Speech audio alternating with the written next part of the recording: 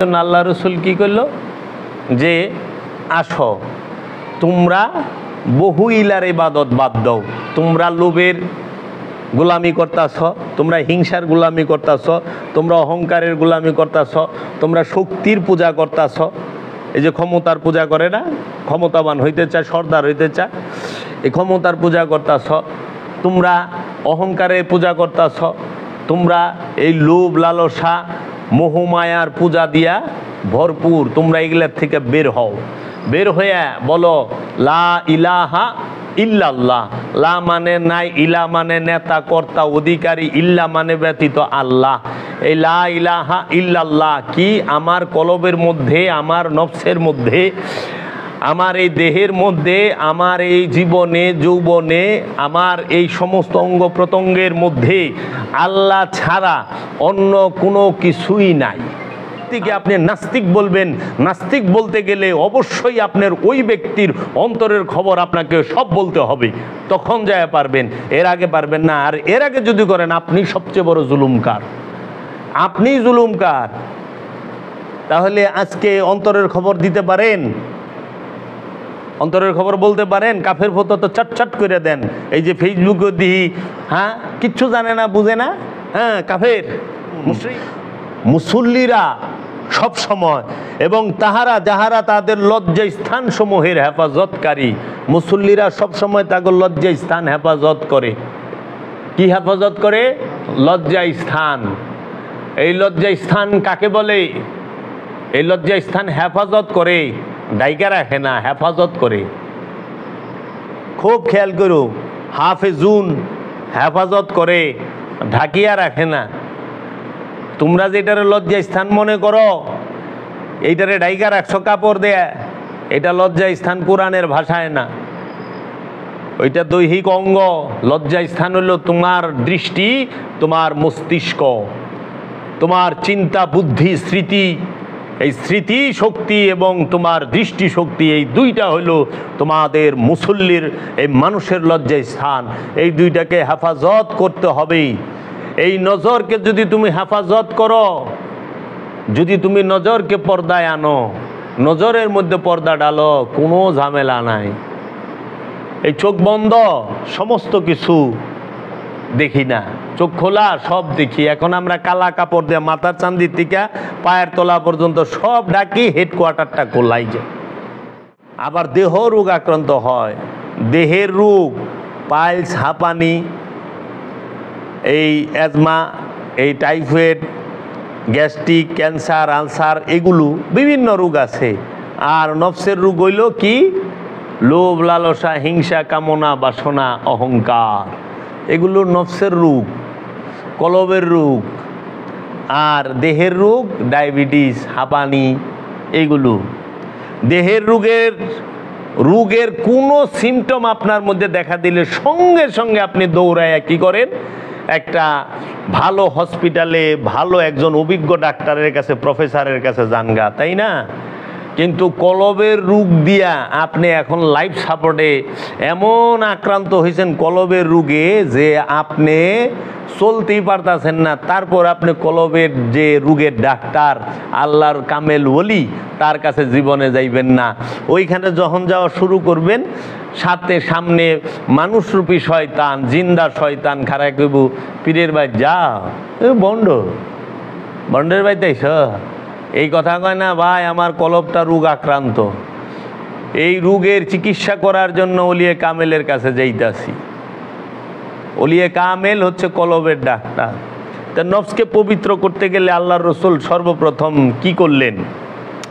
বললেন তোমাদের নফস অপবিত্র, কারণ তোমরা শিরকে ডুইবা রইছ। তোমরা শিরক করতাছ। কেমনে শিরক করতাছ? আল্লাহর রসুল এই শিরকের বিষয়টা কিভাবে দেখাচ্ছেন? কারণ সৃষ্টি জগতে যাহা কিছু আছে সব তৌহিদে বাস করে। তৌহিদ মানেই একত্ববাদ, একের মধ্যে একত্ববাদ। কি? আল্লাহর হুকুমে উঠা বসা, খাওয়া দাওয়া, চলা ফেরা, বাঁচা মরা সব আল্লাহর ইচ্ছায় করা, অপর নামই তৌহিদে বাস করা। তৌহিদে বাস করার মানে আল্লাহর ইচ্ছায় সে বাঁচবে, আল্লাহর ইচ্ছায় সে মরবে, আল্লাহর ইচ্ছায় সে চলাফেরা করবে, আল্লাহর ইচ্ছায় সে উঠা বসা করবে, সম্পূর্ণরূপে যাহা কিছু করবে সে আল্লাহর ইচ্ছায় করবে। এই আল্লাহর ইচ্ছায় যাহারা সর্বক্ষণ চলে, সর্বক্ষণ সর্বকর্ম করে, সেইটাকেই বলা হয় তৌহিদ রাজ্যে অবস্থান করে, তাকেই বলা হয় তৌহিদে বাস করে। এখন এই মুখে মুখে আল্লাহ আল্লাহ কইয়া আর তৌহিদি জনতা কইয়া তৌহিদে যাওয়ান যায় না। খান্নাস মুক্ত হইলে তৌহিদে যাওয়ান যায়। তৌহিদ রাজ্যে অবস্থান করার মানে কি? আল্লাহর ইচ্ছায় উঠা বসা করা, আল্লাহর ইচ্ছায় চলাফেরা করা। তো এখন মানুষ, সব প্রাণী, সমগ্র সৃষ্টি আল্লাহর ইচ্ছায় চলাফেরা করে। আল্লাহ নিজে কইয়া থুইছে যে আসমান জমিনে যাহা কিছু আছে সমস্ত কিছু আল্লাহর সেজদায় রত। শুধু দুইটা প্রাণী আল্লাহর সেজদা করে না, সেটা হলো কি, ওমা খালাকতুল জিন্নি ওয়াল ইনসা ইল্লা লিয়াবুদুনি, আমি কি জিন এবং ইনসানকে আমার ইবাদত করার জন্য, দাসত্ব করার জন্য তৈরি করি নাই। তাই এই মানুষকে আল্লাহর রসুল বলতেছে, আসো তোমাদের নফসকে পবিত্র করো, তোমাদের নফস শিরক যুক্ত। শিরক মানেই দুই, দুইয়ের অবস্থানকে শিরক বলা হয়। দুই মানে আমি আর আমার সাথে যুক্ত হয়ে রয়েছে খান্নাস রূপী শয়তান। আমি যুগ খান্নাস মানে দুই হইল, এই দুইয়ের অবস্থানই শিরক। আর এই শিরকের অবস্থান কখনোই বাহিরে না, হাটে মাঠে ঘাটে শিরক থাকে না। শিরক থাকে প্রতিটা জিন ইনসানের অন্তরে। শিরকের অবস্থান মনে। শয়তান রূপী খান্নাসের সাথে নফস মিলে থাকার অপর নামই হলো শিরকের মধ্যে ডুবে থাকা। কথার মধ্যে শিরক নাই, কথা দিয়ে শিরক না। শিরক হয় কর্মে এবং শিরক হয় সম্পূর্ণ মিলে মিশে থাকলে। শিরক হয় যেখানে আল্লাহ থাকার স্থান, আল্লাহর মধ্যে আপনি থাকতে হবে। মানে আপনি আল্লাহর মধ্যে না থেকে শয়তানের মধ্যে ডুবে রয়েছেন। আপনার কলবটা আল্লাহর নূরের মধ্যে ডুবে থাকবো, তা না থুইয়া শয়তানের দেওয়া কামনা বাসনার মধ্যে আপনার কলব ডুবে রয়েছে, আপনি শিরকের মধ্যে ডুবে রয়েছেন। এর জন্য শিরকের অবস্থান কলবে, মনে, অন্তরে, নফসে। নফসের সাথে শিরক থাকে। তাই কলব হইল আল্লাহ স্থান, ওইখানে শয়তান থাকতে পারে না। যখন শয়তান আছে ততক্ষণ আল্লাহ নাই, আর আল্লাহ যতক্ষণ কলবের নিকটে আছে শয়তানও নাই। তো কাজেই এই শিরক মুক্ত হওয়ার জন্য আল্লাহ রসুল কি করল, যে আসো তোমরা বহু ইলার ইবাদত বাদ দাও।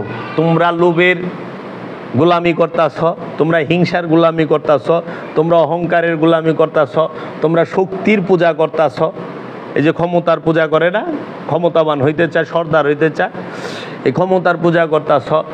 তোমরা অহংকারের পূজা করতেছ, তোমরা এই লোভ লালসা মোহমায়ার পূজা দিয়া ভরপুর। তোমরা এগুলার থেকে বের হও, বের হয়ে বলো লা ইলাহা ইল্লাল্লাহ। লা মানে নাই, ইলা মানে নেতা কর্তা অধিকারী, ইল্লা মানে ব্যতীত আল্লাহ। এই লা ইলাহা ইল্লাল্লাহ কি আমার কলবের মধ্যে, আমার নফসের মধ্যে, আমার এই দেহের মধ্যে, আমার এই জীবনে যৌবনে, আমার এই সমস্ত অঙ্গ প্রত্যঙ্গের মধ্যে আল্লাহ ছাড়া অন্য কোনো কিছুই নাই। আল্লাহ ছাড়া কিচ্ছু নাই। কলেমা তৈয়বা কি? এই কলেমা তৈয়বার বেদ। যেই কলবের মধ্যে আল্লাহ ছাড়া কিছু নাই। এতদিন কলবের মধ্যে শয়তান আছিল। যখন শয়তান তোমরা সলাতের মাধ্যমে সরাই দিতে পারবা, তখনই বলবা লা ইলাহা ইল্লাল্লাহ। আল্লাহ ছাড়াই অন্তরে আর কোনো ইলা নেতা কর্তা অধিকারী নাই। তখন যে আল্লাহটারে তোমরা দেখবা এই কলবের মধ্যে, কলবের দৃষ্টি দিয়া, দিব্য নজর দিয়া যেই রবের চেহারা দেখবা, সেই রবের চেহারা মোবারকটারে দেখবা তোমরা মুহাম্মদ রসুল আল্লাহ রূপে। এর জন্য বলে লা ইলাহা ইল্লাল্লাহ মুহাম্মদ রসুল আল্লাহ। আমার এই কলবের মধ্যে আল্লাহ ছাড়া কিচ্ছু নাই। কোন আল্লাহ? যে আল্লাহরে আমি দেখতেছি সে তো মুহাম্মদ রসুল আল্লাহ রূপে, মুহাম্মদ প্রশংসিত রসুল রূপে দেখা দিছে আমার কাছে। এই শিক্ষা তোমরা নাও। তখন কি করলো? আল্লাহ রসুল বলল, আমি তোমাদের কাছে রসুল রূপে আসছি, তোমরা আমার কাছে বায়াত হও। আল্লাহ রসুলের কাছে বায়াত হইতে হবে আল্লাহ রসুলের হাতে হাত দিয়া। তাই আল্লাহ কইছে যে নিশ্চয়ই যাহারা আপনার হাতে হাত দিয়া বায়াত হইল তাহারা আমি আল্লাহর হাতে হাত দিয়া বায়াত হইল। এই বায়াত হইছে যখনই একটা মানুষ একটা মূর্তি পূজারক, একটা অগ্নি পূজারক, সেই অগ্নিটা কোনটা? এই যে কাঠকয়লার অগ্নি পূজারক না, নিজের ভেতরে যে ধোঁয়াবিহীন আগুন আছে সেই আগুনের পূজারী। ধোঁয়াবিহীন আগুন প্রত্যেকটা জিন ইনসানের মধ্যে বিরাজমান। মানুষের মধ্যে সেই ধোঁয়াবিহীন আগুন কি? হিংসার আগুন, অহংকারের আগুন, কামের আগুন, ক্রোধের আগুন। এই আগুনের পূজা সর্বক্ষণ করতেছ অগ্নি পূজারক। এই অগ্নি পূজারক তোমরা কি করো? অগ্নি পূজা বাদ দাও, আসো আমি রসুলের হাতে হাত দিয়া বায়াত হও। আল্লাহ রসুলের হাতে হাত দিয়া বায়াত হইছে, তো ওই মুহূর্তেই তাদেরকে বলছে আল্লাহ রসুল, ইয়া আইয়ুহাল্লাযীনা আমানু, ওহে আমানু। রসুলের মুরিদকেই বলা হয় আমানু। আল্লাহ রসুলের কাছে যাহারা বায়াত গ্রহণ করেছেন তাহারাই আমানু। আল্লাহ রসুলকে যাহারা মানেন নাই, আল্লাহ রসুলকে যাহারা অস্বীকার করেছেন এবং রসুলের বাণী আল কোরআনকে যারা অস্বীকার করেছেন তাদেরকে বলা হয় কাফের। কাফের কাকে বলে? যারা আল্লাহর রসুলকে অস্বীকার করে, যারা আল্লাহ রসুলের বাণী আল কোরআনকে অস্বীকার করে তারা কাফের। আল্লাহ এক স্রষ্টারে সবাই মানে, কিন্তু স্রষ্টার তরফ হইতে প্রেরিত রসুলকে এবং ওই রসুলের বাণী আসমানি কিতাব আল কোরআনকে মানে না। এই জন্য আল্লাহ রব্বুল আলামিন বলছেন কোরআনুল মাজিদে, ইন্নাহু লা কাউলুন রসুলিন কারীম, নিঃসন্দেহে এই কোরআন হচ্ছে সম্মানিত রসুলের বাণী। তোমরা 69 নম্বর সূরার 40 নম্বর আয়াত খুইলা দেখো। এই যে বলা হয়েছে, তো রসুলের কাছে যখনই তুমি মুরিদ হইলা আমানু, আমানুরে কি করলো রসুল জানো? বলতেছে ইয়া আইয়ুহাল্লাযীনা আমানু, হে ঈমান যারা আনিয়াছ, হে ঈমান আনয়নকারী, বিশ্বাসী না, বিশ্বাস করতে চাইতেছে, বিশ্বাস করব এইরকম। ঈমান আনিয়াছ মৌখিক দেখিয়া শুনিয়ার মুখে তারা দেখার চেষ্টা করো। যাদের জবানি ঈমান, কলবি ঈমান না। ঈমান দুই প্রকার, একটা ঈমানে কলবি আর একটা ঈমানে লিসানি। জবানের ঈমান আর কলবের ঈমান।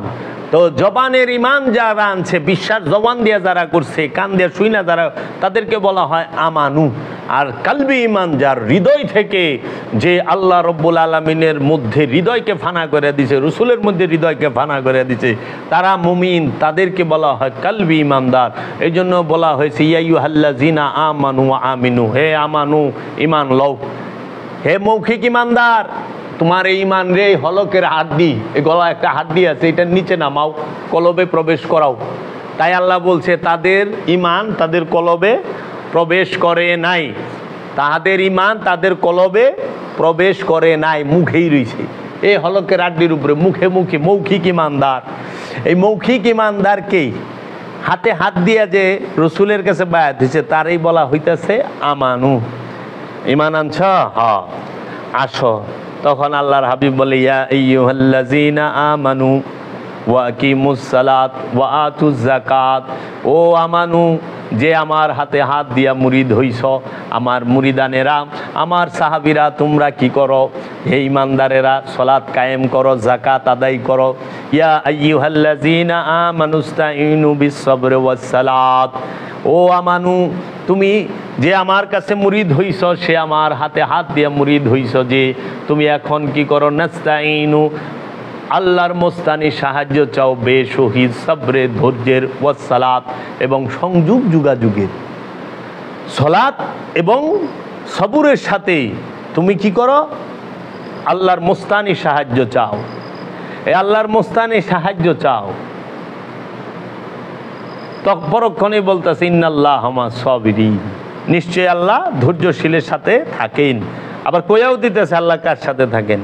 এখন আল্লাহর রসুল যখন তোমাকে হাতে হাত দিয়া মুরিদ করছেন, আমানু হইছে, এখন সলাতের শিক্ষা রসুল দিবেন। সেই সলাতটা কি? সেই সলাতটার অপর নাম হইল সলাতের বাংলা হইল সংযোগ যোগাযোগ প্রচেষ্টা। রসুলের সাথে সংযোগ যোগাযোগ প্রচেষ্টার নাম হইল সলাত, বুঝছো? আর এই সলাতটাকে সর্বক্ষণ যখন তুমি রাখবা তখন বলা হইল দায়েমি। এখন আল্লাহ রব্বুল আলামিন কোরআনে সূরা মারিজের 23 নম্বর আয়াতে, সূরা মারিজের 23 নম্বর আয়াতে বলতেছেন আল্লাযীনা হুম আলা সলাতিহিম দায়মুন, যাহারা সর্বক্ষণ রসুলের সাথে সংযোগ যোগাযোগ প্রচেষ্টায় লিপ্ত তাহারাই মুসল্লি। মুসল্লি কারা? এখন যে সলাতে দাঁড়াইব সে মুসল্লি। তাহলে আমানুকে যে রসুলের কাছে, রসুলের হাতে হাত দিয়া বায়াত হয়, রসুলের উপরে ঈমান আনে, রবের উপরে ঈমান আনে, কেতাবের উপরে ঈমান আনে মৌখিকভাবে, এবং ফেরেশতাদের উপর ঈমান আনে, আখেরাত দিবসের উপরে ঈমান আনে, কিয়ামত দিবসের উপরে ঈমান আনে, তাহারা মৌখিক ঈমানদার। আর এই মৌখিক ঈমানদার তার কলবে ঈমানটা প্রবেশ করাবে সলাতের মাধ্যমে, যাকাতের মাধ্যমে, হজের মাধ্যমে, কুরবানির মাধ্যমে এবং আমলে সালেহার মাধ্যমে। আমলে সালেহার মাধ্যমে। তাই সর্বপ্রথম হলো ঈমান আনা। এই ঈমান সেইটা কি? রসুলের উপরে বিশ্বাস। রসুলের কাছে মুরিদ হওয়া মানে ঈমান আনা। তাহারা ঈমান আনছে যারা রসুলের হাতে হাত দিয়া মুরিদ হইছে, বায়াত হইছে, ঈমান আনছে। এখন এই ঈমানদার যখন রসুলের কথা শুনে সলাতে দাঁড়ায় তখন তাকে বলা হয় মুসল্লি। কি বলা হয়? মুসল্লি।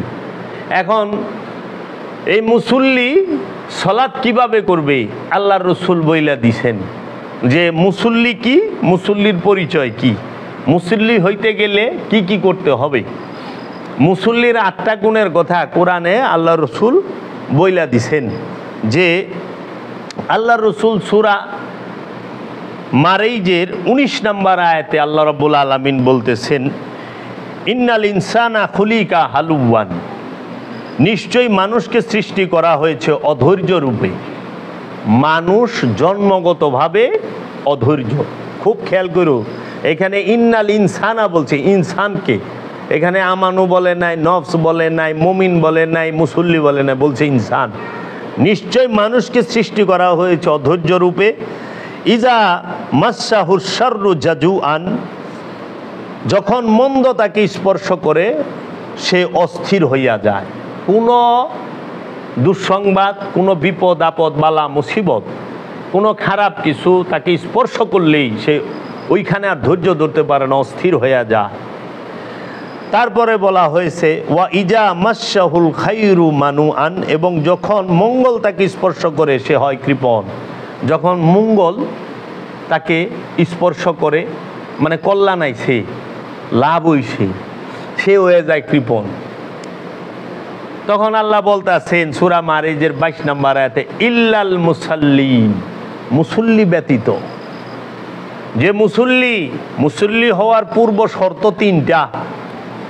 মুসল্লি হওয়ার পূর্ব শর্ত কয়টা? 3টা। এই 3 গুণ যার মধ্যে নাই সে মুসল্লি হইতে পারবো না। তারপরে যায় মুসল্লির 8 গুণ। আল কোরআন কইতাছি সূরা মারিজ, অন্য কিছু কই না, আল কোরআন। 3 গুণ কি? সর্বপ্রথম মুসল্লি সে কৃপণ হবে না, মুসল্লি অধৈর্য হবে না, আর মুসল্লি সে লুবি হবে না।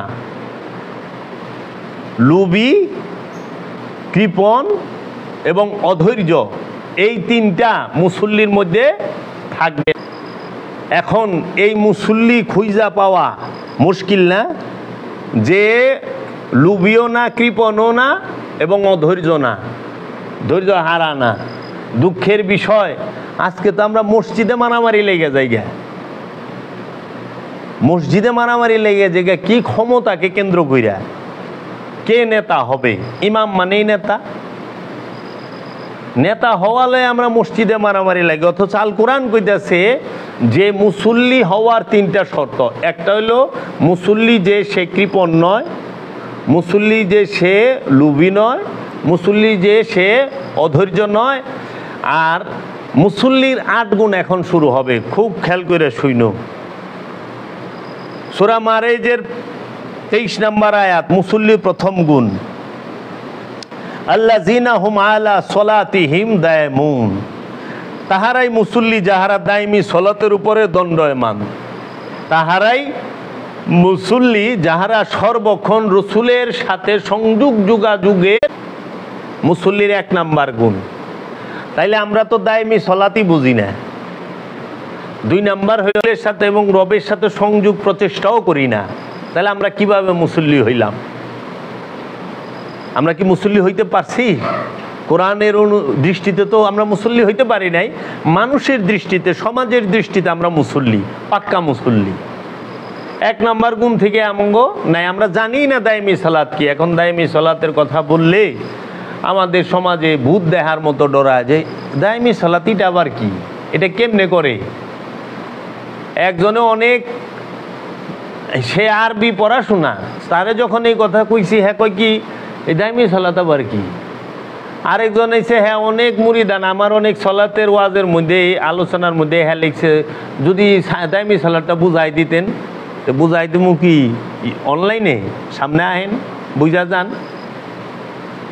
হ্যাঁ মুরিদ শরিদ করে, তা নিজেই তো বোঝে না দায়মি সালাত কি, মুরিদ করে মুরিদরে কি বুঝাইব। তো এখন এই দায়মি সালাত যে করে সে হইল মুসল্লি, 1 নাম্বার গুণ। 2 নাম্বার, আমওয়ালিহিম হাকমুন, এবং যারা অন্যের অধিকার ভালোভাবে, নিজের সম্পদের মধ্যে অন্যের হক আছে, অন্যের অধিকার আছে, অন্য মানুষের হক আছে, এটা খুব ভালো করে জানে মুসল্লি, যে খুব ভালো করে অবগত আছে।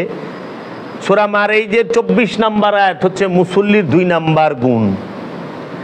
মুসল্লির 3 দিন আছে তারা, এটা হলো মুসল্লির 3 নাম্বার গুণ।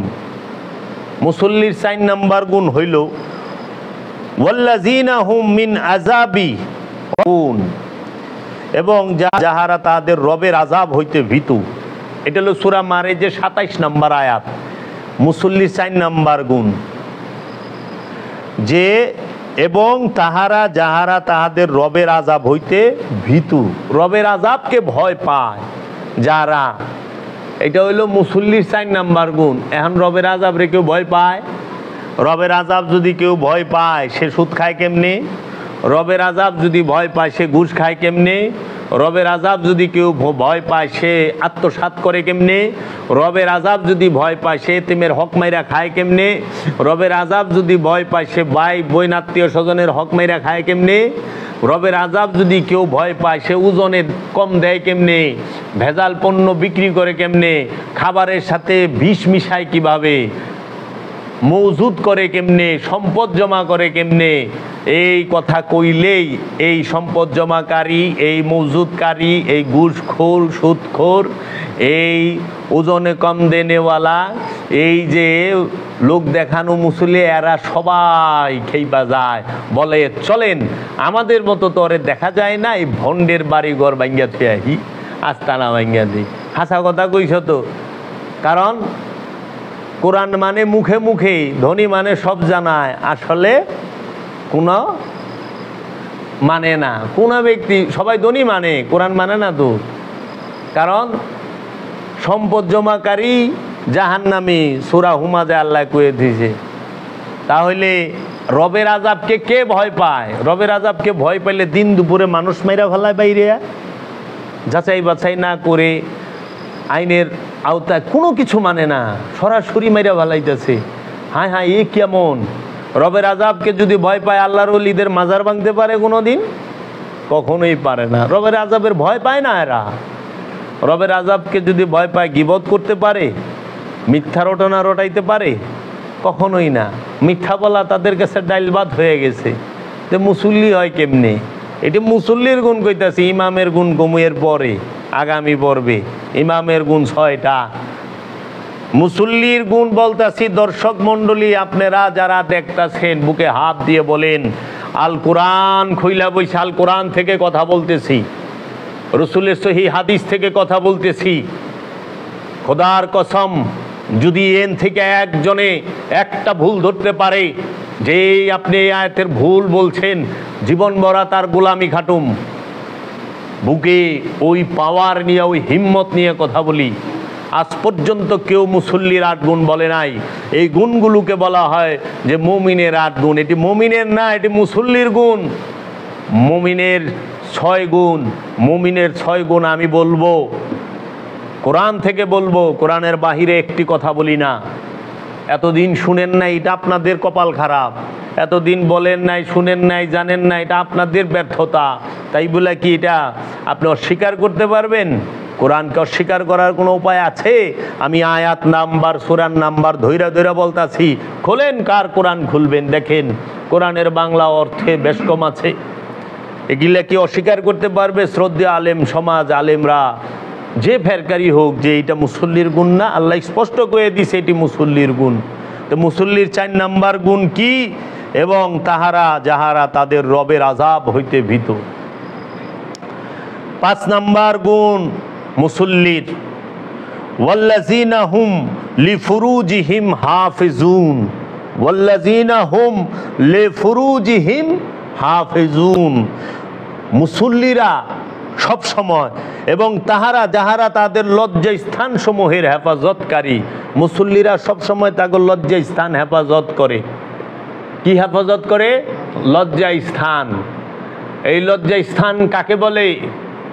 এই লজ্জা স্থান হেফাজত করে, ডাইকা রাখে না, হেফাজত করে। খুব খেয়াল করো, হাফেজুন, হেফাজত করে, ঢাকিয়া রাখে না। তোমরা যেটারে লজ্জা স্থান মনে করো, এইটারে ডাইকা রাখছো কাপড় দেয়া, এটা লজ্জা স্থান কোরআনের ভাষায় না, ওইটা দৈহিক অঙ্গ। লজ্জা স্থান হলো তোমার দৃষ্টি, তোমার মস্তিষ্ক, তোমার চিন্তা, বুদ্ধি, স্মৃতি। এই স্মৃতি শক্তি এবং তোমার দৃষ্টি শক্তি, এই দুইটা হলো তোমাদের মুসল্লির, এই মানুষের লজ্জা স্থান। এই দুইটাকে হেফাজত করতে হবে। এই নজরকে যদি তুমি হেফাজত করো, যদি তুমি নজরকে পর্দায় আনো, নজরের মধ্যে পর্দা ডালো, কোনো ঝামেলা নাই। এই চোখ বন্ধ, সমস্ত কিছু দেখি না, চোখ খোলা সব দেখি। এখন আমরা কালা কাপড় দিয়ে মাথার চান্দির থেকে পায়ের তলা পর্যন্ত সব ডাকি, হেডকোয়ার্টারটা খোলাই যায়। এই এমনি হেডকোয়ার্টার খুলে রয়েছে না, সব দেখি। আমরা সালমান খানরে আমাদেরকে দেখতে দেয় না, কিন্তু আমরা সালমান খানরে পুরা চিনি। হ্যাঁ, আমরা সালমান খানের বডি কোনটা কি সাইজ সব জানে, সব পর্দাশীলরা জানে না, চিনে না। আমারে একজনকে বলেছে ভাই গান বাজনা হারাম। তাই আমি বললাম আপনার ভাই 30টার জলসা চলেনি। কয় হ, আমাকে ওইটা আগে ভাঙ্গে আহেন। পর্দা কি? লজ্জাস্থানকে হেফাজত করা। লিফুরুজিহিম হাফিজুন, প্রত্যেকের দৃষ্টিকে, চোখ না, দৃষ্টি। এই চোখের আড়ালে চোখের ভেতরের দৃষ্টি আছে। এই 2 চোখ দিয়া মানুষ দেখে, কিন্তু এর পিছনে দৃষ্টি আছে। চোখ তো একরকম, কিন্তু দৃষ্টি সবার একরকম না। দৃষ্টিভঙ্গি পাল্টান, জীবন পাল্টায়া যাবে। এর জন্য যদি আপনার দৃষ্টির মধ্যে কুকামনা থাকে, আপনার কাছে 6 বছরের ছেলে মেয়ে নিরাপদ না, আপনার কাছে 6 বছরের শিশু ছেলে নিরাপদ না। যাদের দৃষ্টি হেফাজতে নাই, যারা তাদের লজ্জাস্থানকে হেফাজত করতে পারে না, তারাই তো বলৎকার করে। সমকামিতা গেলে এক জায়গায় হয়, বিশ্বে অনেক জায়গায় হচ্ছে। রেপ করে কারা? যাদের লজ্জাস্থান হেফাজত করতে পারে নাই। ধর্ষণ করে লজ্জাস্থান হেফাজত করতে পারে নাই। মানুষ সে পোশাকের দিকে তাকায়, পোশাক দিয়া কোনো দিন আসল পর্দা করা যায় না, পোশাক দিয়ে মেজাজি পর্দা হয়। আমরা এমনও দেখছি হাত মোজা পাও মোজা পরা মা বোনদেরও ধর্ষণ হয়েছে, হয় নাই? হয়তো হয় নাই। আচ্ছা, বিভিন্ন যুদ্ধে বিভিন্ন দেশের সেনাবাহিনী যুদ্ধে নারীদের উঠায় নেওয়া যায় নাই? এরা তো গড়ে মটকার ভিতরে পলাইছে, মটকা ভাঙ্গা দিয়ে লয়ে গেছেন। এরা কি বেপরদা ছিল নাকি? মুক্তিযুদ্ধে হানাদার বাহিনী যে বাংলাদেশের লক্ষ লক্ষ মা বোনকে ধর্ষণ করছে, রেপ করছে, তারা কি বেপরদা রাস্তাঘাটে হাঁটতো না ঘরের ভিতর থেকে এটাই না ধরে লেগে গেছে? কেউ এখন কি কইবেন? এই আইএস জঙ্গি যারা, তারা যে এই যে বিভিন্ন মেয়েদেরকে ধরে আইনে রেপ করতেছে, তারা কি বেপরদার কারণে? তাদের লজ্জা স্থান হেফাজতকারী না তারা। এই জন্য লজ্জা স্থান যে মুসল্লি তারই হেফাজত করতে হবে। এই জন্য মুসল্লি ছেলেও হয়, মুসল্লি মেয়েও হয়, আমানু ছেলেও হয় মেয়েও হয়। আমানুর কোনো স্ত্রীলিঙ্গ পুরুষ লিঙ্গ নাই, আমানু সে বিশ্বাসী। মুমিনের আবার মুমিন মোমেনাত আছে। মুসল্লি সেটা ছেলে মেয়ে দুইজনেই হয়। এর জন্য নারী এবং পুরুষ দুইজনেরই লজ্জা স্থান, এই দৃষ্টিকে হেফাজত করতে হবে। এর জন্য দৃষ্টির মধ্যে কামনা রাখো না। যদি কেউ পোশাক ছাড়াও বয়ে থাকে সামনে, কোনো অসুবিধা নাই। আমেরিকার যদি একেবারে খারাপ জায়গায় যায় বয়ে থাকো, তাও অসুবিধা নাই, কারণ তোমার দৃষ্টির উপরে তুমি হেফাজতকারী, তোমার লজ্জা স্থানকে তুমি হেফাজত করে রাখছো, বুঝছো বাবা? এর জন্য স্মৃতিকে, মস্তিষ্ককে গরম করো না, আর দৃষ্টিকে কন্ট্রোলে রাখো। আর যদি মনে করো যে দৃষ্টিকে কন্ট্রোলে পারো নাই, এই মস্তিষ্ককেও ঠান্ডা করতে পারো নাই, এটা হেফাজত করা পারো নাই, তাইলে বোরকা পিন্দা থাকলো কাম, হাত মোজা পা মোজা পিন্দা, এমনকি পাঞ্জাবি টুপি পিন্দা থাকলো তুমি বলৎকার করবা না? কে রে? তোমার লজ্জা স্থান হেফাজত তুমি করতে পারো নাই। তাহলে এই কোরআনে সূরা মারইজের এই 29 নম্বর আয়াতের আমলটা কে করে? একমাত্র যারা মুসল্লি তারা করেন, একমাত্র যারা সাধক ওলিয়া কামেলের ধ্যানে খেলে, রসুলের ধ্যানে খেলে যারা বসে আছেন তারা করেন। এর জন্য আপনার এই স্মৃতি মস্তিষ্ককে এবং আপনার দৃষ্টিকে হেফাজত করতে হবে। আপনার দৃষ্টির মধ্যে পর্দা দেন, আর আপনার মস্তিষ্কের মধ্যে চিন্তা ভাবনা বুদ্ধি এইগুলোর মধ্যে পর্দা দেন। দেখবেন কোনো রেপ হবে না, কোনো বলৎকার হবে না, কোনো চুরি চামারি, কোনো অপকর্ম হবে না। এর জন্য আপনারা আসল জায়গা না ডাইকা, আসল জায়গা না হেফাজত কইরা আপনারা খালি প্যাকেট করেন, খালি হাত মুজা ভাও মুজা প্যাকেট দিয়া বুঝায় অনে দেয় ওহ নরে বয়। কারণ নুসরাত নামের একটা মেয়ে জিন্দা জ্বালায় দিছিল আগুন দিয়া এক সময়। ওই মেয়েটা সব সময় হাত মোজা পাও মোজা বরকা পইরা থাকতো, এবং যে তাকে ইফটিজিং করতো উনিও আলেম ছিলেন, ছিলেন না? মাদ্রাসার প্রিন্সিপালই ছিলেন। তো দুইজনেরই তো কোরআনের জ্ঞান ছিল, দুইজনের মধ্যেই দ্বীনের শিক্ষা ছিল, কিন্তু তারা এই কারণ হইল কেন? এইটা খুঁজতে যায় দেখি সূরা মারইজের 29 নম্বর আয়াত আল্লাহ যে বলতেছেন ওয়াল্লাযিনা হুম লিফুরুজিহিম হাফিজুন, এবং তাহারাই যাহারা তাদের লজ্জা স্থান হেফাজত করে। লজ্জা স্থান বলতে বোঝানো হয়েছে প্রতিটা জিন ইনসান, এই প্রতিটা নর ও নারীর যে দৃষ্টি, সেই দৃষ্টিকে, এই দৃষ্টির মধ্যে পর্দা দেন, দৃষ্টিকে হেফাজত করেন। আপনার সামনে বাজে কিছু আসছে, আপনি নজর ঘুরায় ফেলান, তেলেই তো হয়, তেলেই তো হয়। আপনারা ফেসবুক চালান না? যখন দেখেন যে আপনি ফেসবুকে ভালো এখন দেখছেন বাজে একটা জিনিস এসেছে, স্ক্রল করে দেন, স্কিপ করে দেন, তেলেই তো হয়ে যায় হেফাজত। ওইদিকে চায়া কইতেছে তুই তাড়াতাড়ি ঢাকস না কে, আমার সমস্যা হইতে চারে সমস্যা আপনি, আরেকজনের আপনার সমস্যা কথা। পৃথিবীর কয়জনের আপনি বরকা ভরাইবেন, হাত মোজা পাও মোজা ভরাইবেন? আপনার একার নজর খারাপ হেফাজত করেন, আমেরিকায় যায় বয়ে থাকবেন, কোনো অসুবিধা নাই। আপনি যাই ইউরোপে বয়ে থাকবেন, কোনো অসুবিধা নাই। দুবাই যায় বয়ে থাকেন, কোনো অসুবিধা নাই। এর জন্য মুসল্লি 5 নাম্বার গুণ কি? মুসল্লি তার লজ্জা স্থানকে হেফাজত করে। 6 নাম্বার গুণ মুসল্লির সূরা মারইজের 32 নম্বর আয়াত ওয়াল্লাযিনা হুম লিআমানাতিহিম ওয়া আহদিহিম রাউন, এবং তাহারা যাহারা তাহাদের আমানত এবং তাহাদের ওয়াদা রক্ষা করে। মুসল্লির 6 নাম্বার গুণ, মুসল্লি কি করে? আমানত এবং ওয়াদা রক্ষা করে। মুসল্লি যে সে আমানত রক্ষা করবে, ওয়াদা রক্ষা করবে। সেই আমানত বলতে খালি টাকা পয়সা ধন দৌলত ছয় সম্পদ এটা না, আল্লাহর দেওয়া আমানতও আছে। একটা হলো বান্দার আমানত, সেটাও রক্ষা করে। একটা আল্লাহর দেওয়া আমানত, সেটাও রক্ষা করে। আল্লাহর দেওয়া আমানত হচ্ছে আল্লাহ রাব্বুল আলামিন এই সৃষ্টি জগতে একমাত্র জিন এবং ইনসানের মধ্যে, এই মানুষের মধ্যে ইচ্ছা, স্বাধীন ইচ্ছা শক্তি দিয়েছে। স্বাধীন ইচ্ছা শক্তি, শুধু ইচ্ছা শক্তি না, স্বাধীন ইচ্ছা শক্তিটাই হচ্ছে আল্লাহর দেওয়া আমানত। এই আমানত কেউ গ্রহণ করতে চায় না। এই স্বাধীন ইচ্ছা শক্তি, এইটা মানুষ এই আমানত আল্লাহর তরফ থেকে গ্রহণ করেছে, তারপরে এই আমানতের খেয়ানত করেছে। তাই আল্লাহ বলছে মানুষ তো অতিশয় অকৃতজ্ঞ, মানুষ গাফেল, মানুষ উদাসীন। সে আমানত আমার কাছ থেকে গ্রহণ করে এই আমানতকে সে আমারই মধ্যে ফেরত দেবে, তা না করে সে কি করতেছে? আমানতের খেয়ানত করতেছে। স্বাধীন ইচ্ছা শক্তি দিছে, তুমি ইচ্ছা করলে ভালো করতে পারো, মন্দ করতে পারো, ভালো করলে জান্নাত, মন্দ করলে জাহান্নাম, আল্লাহ বইলেও দিছে। এবং আল্লাহ বলছেন যে আমি যাকে খুশি তাকে দিমু। এখন এই স্বাধীন ইচ্ছা শক্তি দেওয়ার কারণে তুমি আল্লাহর কাম নিজেই করবার লইছো। আল্লাহ কইছে অপরাধ যে করবে, জালিম যে জুলুম করবে, আমি তাকে ধ্বংস করে দেবো। ওখানে তুমি ধ্বংস করবার লইছ, তাই না? আল্লাহ কইছে যে আমার হুকুম মানবে না, বিচার দিনে আমি তাকে হাসরের মাঠে বিচার করবো। ওখানে তুমি তো মাইরে একা এটা ভাগা ভাগা দিয়ে দিছ, বাড়ি ঘরে আগুন লাগাই দিছ, মাইরি হেলাইছো বাড়িতে বাড়িতে। তা আল্লাহ বিচারটা করবো কোন সময়? দিছে না? আল্লাহর আশ্চর্যের বিষয়, কাফের ফতোয়া আল্লাহ দিব, মানে কাফের ফতোয়া আমরা দেওয়া শুরু করে দিছি। এইটা তো আল্লাহর কাজ। আল্লাহর কাজ তোমারে করবার করলো কেমনে?